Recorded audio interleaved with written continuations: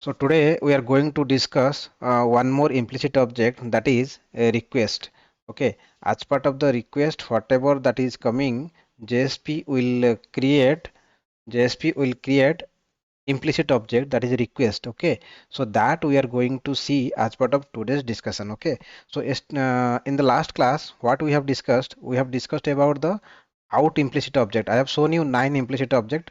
Among them, out we have discussed. Now today we are going to uh, see the usage of the implicit object request. Okay, so for that, what I'm going to do here is, like, what I'll do, I will create one HTML file. Let me user.html. Okay, user.html I will take. So inside that, in the body section, what I'll do, I will take before that, what I'll take h1 user details form. Okay, user details form I will write user details form, and then I will write form and action I will write. So this is related to, example is related to a request implicit object. Okay, I will write implicit underscore request dot JSP. Okay, so this is the implicit request dot JSP. This is the form action, that is the URL. Okay, so what I'm going to here take here is, like, I will write username, and I will take one input from the user. Input type is equals to text, and value is equals to username. Okay, and what I'll do, input type is equals to submit, and value is equals to submit. Okay, so and here what I'll do beer. Okay, so I have taken one form, user form, where I am taking the input. Okay, from that is the username I'm taking, and that I am submitting. Okay, so here what I'll do, I'll create another JSP page file, implicit request.jsp. Okay, so what I have written, on the server startup, if I run the user.html, so this action implicit underscore request.jsp, it will, this request on submit, it will redirect to the implicit request JSP. Okay, so here what I'm going to write, just uh, let me take the same form so that it will be easier. Otherwise, write HTML, then body, and here what I'll do, I will write first body, then slash html. Okay, we'll close that html, and here we'll close the body. How can you get the username as part of this JSP? Okay, so what I'm going to do, I'm going to use implicit object out dot println, and here I will take, so what we are writing, we are writing the username, and not username. What I'll do, hello dear, and who is the user that we just want. Okay, so here I am going to take what I have told in the beginning.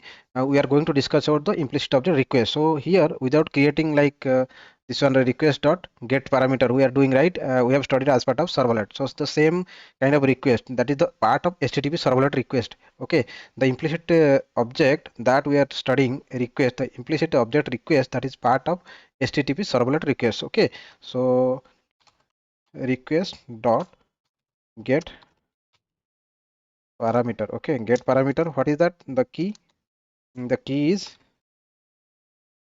username. Okay, this is the key we are going to get. Okay, once we get that, then what I'm going to do, I'm going to take one beer, then one more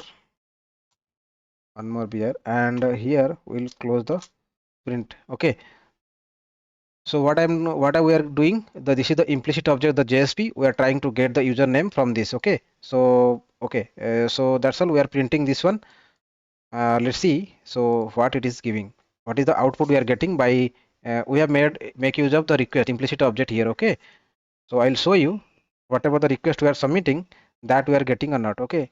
So that is user.html is the form. So what we'll do, we'll just take this one and we'll try to run here slash user dot html. User.html, it will load the form. Okay. So what why it is username is coming. Okay, inside that what we have taken, value we have taken or what, username. Okay, the value we have taken. Okay, so this should be name. Okay, so that is okay, no need to restart the server again. What we can do, we can again uh, refresh that. Okay, so what we can do here, okay, we will pass some name. We'll pass the name as John. We'll try to submit. Once I submit, what it is doing, out.println request.get parameter username. Okay, what we have written, implicit object JSP request.get parameter request.get parameter username. This is the request. So here why we are getting this output. So we are getting the output because we have forgot to mention the tag. So in order to work with the Java code inside the JSP, what we are going to do, we have to make use of script. Otherwise, it will not work, right? So this tag and all I will explain you later. But the thing is that we just wanted to work with the request implicit object. So I'm going to submit the username John.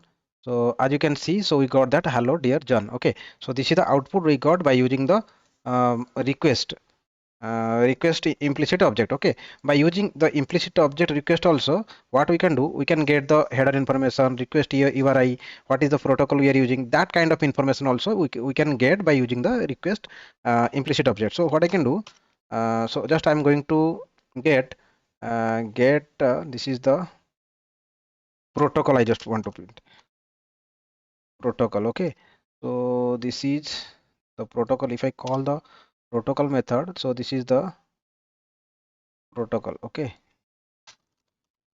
protocol. And if I say request URI, request URI, so here we need to specify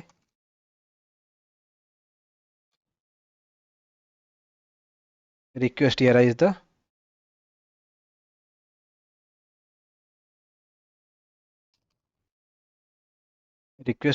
the method. Okay, okay.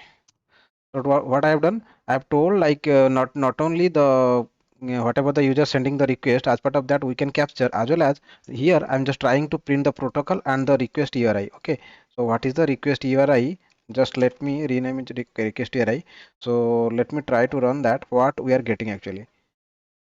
Okay, as you can see, we got the protocol is this one and request URI is slash JSP basic implicit request JSP. This is the request it is coming.